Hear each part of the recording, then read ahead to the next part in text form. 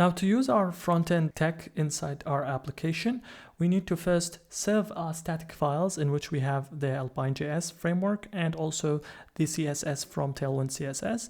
And then we create links inside the base layout. First, we want to link the CSS of our web page, get it from the static folder, CSS, and then we have the styles.css. This is for the CSS, and for the script or the JavaScript of our web page, we're going to use AlpineJS framework, so we need to bind that as well by creating a script tag and give it the defer keyword, meaning this will only load after the whole HTML page loaded.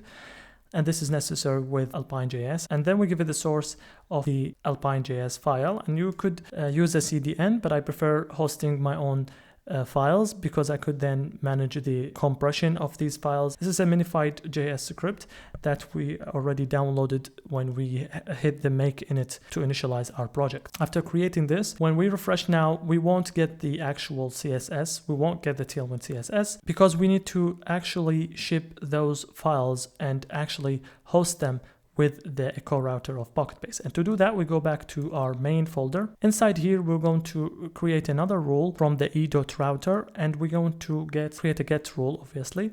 And this get rule would be the endpoint of our static files. So under static, all the endpoints under static, we will use APIs.static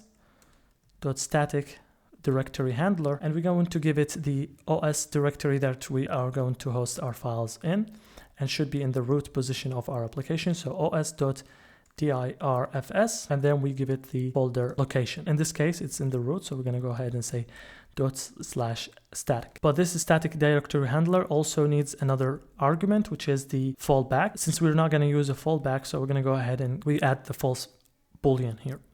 After this setup, we can save, and to check that we have already implemented this, so we're going to go back to our layout.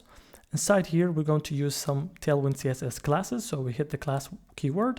And for example, if we want to make this text to be green, so we go ahead and write text emerald, which is a green color, I guess. And here we could also change the text with AlpineJS. So what we need to do is create another, for example, tag called span, for example. And this span would have the text coming from or using AlpineJS. So to do that, we give it the attribute xData. This means that this component is an AlpineJS component, and then we give it the actual binding that we want to do, and we want to bind the text or want to change the text from AlpineJS, so we use the xText. This will replace this tag content with the text from here, and we can, for example, make the text like new date, so it could give us the date from the date API. After we save this, now if we refresh our page, we should see the text to be emerald, and we should see a span with the date. All right, so let's see if everything is correctly made.